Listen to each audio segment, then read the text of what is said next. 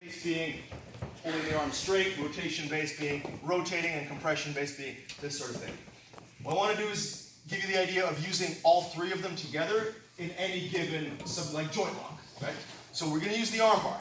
The extension part of the arm bar is this, but it's not just that, as it applies to what we're doing. I don't just want to take his arm into extension this way where it's straight. I want to take it into extension this way, where, does anybody here know what traction is? Right, like when you're getting stretched out like that. So I want to take his arm into traction. And basically it's like, have you ever seen like a bad version of relocating someone's shoulder? This is wrong, don't ever do it that way. But I've seen it, like, oh, your shoulder's out, just give me a second, don't ever do that.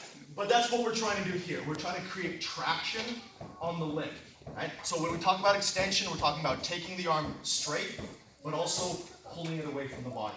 The reason for that is, like, obviously with the arm bar, what we're trying to do is just create a lever, put a fulcrum under here, and just break it, right? But in every, this isn't just bones, right? There are muscles, there are ligaments, right? You've got a capsule, there are all kinds of pliable structures within your joints that act as shock absorbers. And if we allow those shock absorbers to do their job, then when I perform the arm lock, like the actual bridging part of the arm bar where my hip comes up underneath the elbow, those shock absorbers will, some of the force will oddly enough be absorbed. So if I just do an arm bar like this, and it could be ankles crossed, that doesn't really matter for now, but I get him to here, and so I've taken him into extension, but I've not put any traction in yet. There's no rotation and there's no compression. So as I lift, and obviously don't let me hurt you, but don't tap until you feel some pretty significant pressure. Oh, that's good enough, Andrew. I'm arm barring the guy. I'm a black belt. I'm arm barring him. How come he's not tapping? Because all of these structures within his elbow, his shoulder, all that, the force is bleeding into those structures. So if we just add now a little bit more extension, and still not adding, let me get my right nut out of the way. There we go. So now I'm extending the arm out, and now I go to lift. So I had to move more. I moved less, but still quite a bit. I had to move more when I just did plain old extension without applying the traction, extending the arm away. So we've already made it a little bit more efficient. Now the next thing we're going to do is add rotation. So rotation means this. You notice his shoulder coming up. Again, that's a sign that his shoulder is internally rotated. Right? If I were to do a bicep curl, this would be a pretty fine way to do it. If my shoulder was rotated this way, and I tried to do a bicep curl, man, that'd be really tough, right? So I'm not trying to do this, I'm trying to do this. So I'm taking him into a position where this plane of motion now is much weaker, right? So we've done extension, both by taking the arm straight and then tractioning it, so putting the arm under full tension. Now I've added rotation to make the arm a little bit weaker, and so now when I go to lift, even less.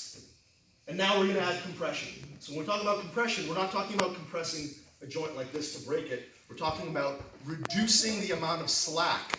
So we've reduced slack by extension with traction. Now we've reduced a little bit more slack by adding rotation. The compression is going to be at his shoulder joint. I haven't even bridged yet. There's the difference. I went from being in a full bridge with no tap to not having to bridge and getting a tap. That's how my submission formula for joint locks works, right? Extension, rotation, compression, all with the goal of removing every bit of slack within the structure. So that's the first part of it. The second part of it is now I want to maximize my force production. So for instance, if I did all this cool stuff here, but then my legs were really straight, I can't bridge very high. So you want to make sure that your heels are as close to your body as possible. This maximizes my ability to bridge.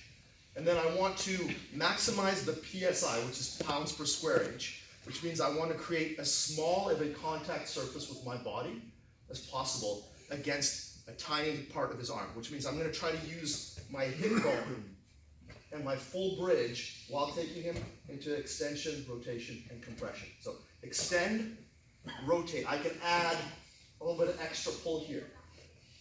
There's my hip bone right against his elbow. Compression.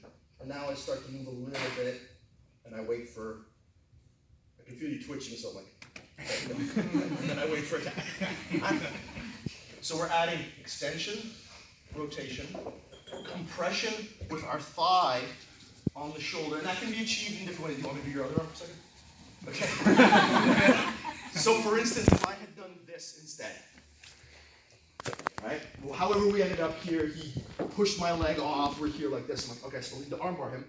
I'm trying to apply compression to the shoulder while I apply extension and rotation, and then I get my finish. Again, with a pretty minimal amount of impulse from my hip. If you are ever armbarring someone like this, and they're not tapping yet, the conclusion most people reach is, that dude's really flexible. And that's not a wrong conclusion, but it's a false negative. Yes, they were flexible. No, that's not why the armbar failed.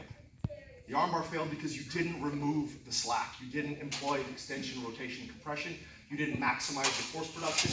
You didn't maximize your PSI on the elbow. Is that too much physics? Yes. All right, so try it, right? Like take a conventional armbar position. If you've got a sore elbow or a sore shoulder, like let's be really judicious about our partner safety. But try it out, just kind of however you would have done it before, and then